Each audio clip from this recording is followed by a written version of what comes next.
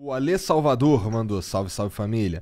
Professor Oliver, alguém vai conseguir fazer uma investigação decente sobre a origem do coronavírus na China? Você acha que existe risco de retaliações do resto do planeta caso descubram alguma culpa do governo chinês no começo da pandemia? Isso é uma questão muito interessante mesmo, né? Porque, tipo, ele é um cara perguntando, mas sinceramente eu tenho dúvidas também. É meio esquisita essa pandemia. Saiu da China, a China foi o país que melhor lidou com essa porra toda. Pelo menos foi o que eles dizem, né? É o que a gente sabe. É meio esquisito tudo isso. Beneficiou eles, tipo, no fim das contas, beneficiou eles pra caralho.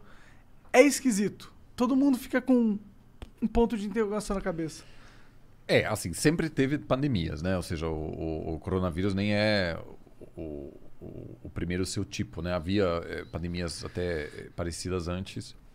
Mas nesse quesito eu concordo contigo que a China não vai permitir uma investigação transparente, independente.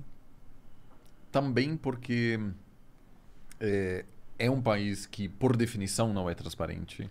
Ofende o orgulho chinês. Envolveria abrir, vamos dizer, várias áreas da sua gestão que uma grande potência autoritária simplesmente não vai abrir, né? Eu estava falando aqui de entrevista de história oral com ex-presidentes, da gente ouvir as conversas entre Clinton Verdade. e tal. Isso nunca vai acontecer na China.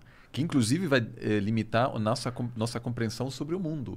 Porque você tem a principal potência do mundo, que jamais libera minutas de reuniões, etc. É totalmente opaca nesse sentido.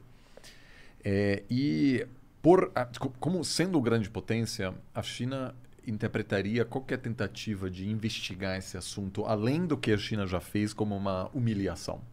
Então, não haverá uma investigação. Eu acho que seria bom ter, sem dúvida. Inclusive, Até pra sanar isso, né? não, inclusive para ter mais conhecimento sobre como combater futuras pandemias. Ou seja, tem um interesse genuíno científico. Como aconteceu tudo? De onde Exato. surgiu? Agora, punições não vai ter, simplesmente pelo fato de que a China é tão poderosa que hoje em dia, basicamente nenhum país tem, eu diria, nem os Estados Unidos Tem a pachorra. tem a capacidade de dizer a gente vai punir vocês. Como porque- que você obriga eles a se punirem? Porque é isso que você tem que fazer. Então, inclusive, eu diria assim, hoje em dia tem talvez dois chefes de Estado que ainda topariam encontrar com o Dalai Lama, que compram a briga com a China. Eu acho que talvez o primeiro-ministro da Índia, porque o Dalai Lama está lá, e o presidente dos Estados Unidos. Da Alemanha, a Angela Merkel, no início do mandato dela, ela ainda encontrava. Agora já não, porque vamos dizer, a porcentagem do comércio alemão com a China aumentou tanto que as grandes empresas alemãs estão dizendo, não, por favor, não. Só não. Então, assim, em relação a essa pergunta, não haverá retaliações, mas infelizmente a gente também não vai saber mais sobre a origem do que a gente já sabe hoje. É uma pena esse lance deles não abrirem as conversas, de fato, porque, nossa, é um pedação interessante da história da humanidade, né? Mas veja, eles nem só fazem isso pela questão externa. Porque imagina que uma investigação interna descobre que o departamento de saúde na cidade de Wuhan demorou, não sei o quê. Você está dando material aí para, inclusive, desafiar a legitimidade do Partido Comunista. Né? Isso pode ser utilizado por pessoas críticas dentro da China. Então, nenhum governo autoritário do mundo convidaria alguma comissão que não controla, que pode trabalhar livremente, algo que não existe na China. Não existe comissão independente. Porque se descobre que o governo regional, né, cometeu erros gravíssimos, isso poderia ser utilizado para questionar o regime. Sim. Então, isso aí... Verdade. O, Por isso que a China parece um grande problema, na minha opinião. o maior problema do mundo. Porque, tipo, a essência delas tá toda corrompida, mano. Bom, Ficou rico, mas o cara que manda na máquina toda é meio filha da puta, né? O Estado, né? Não, é que, tipo, eles não são legitimados por uma democracia real, tá ligado? Não é o povo decidindo. É uma galera que controla uma nação de bilhão. E aí, tipo, eles estão correndo o risco de controlar o mundo. O mundo. Controlar É meio o mundo eu bizarro. acho que não, assim, porque você ainda vai ter muitos atores relevantes, né? Tanto que os Estados Unidos nunca chegou a controlar o mundo, né? De certa maneira. Muitas coisas não deram certo.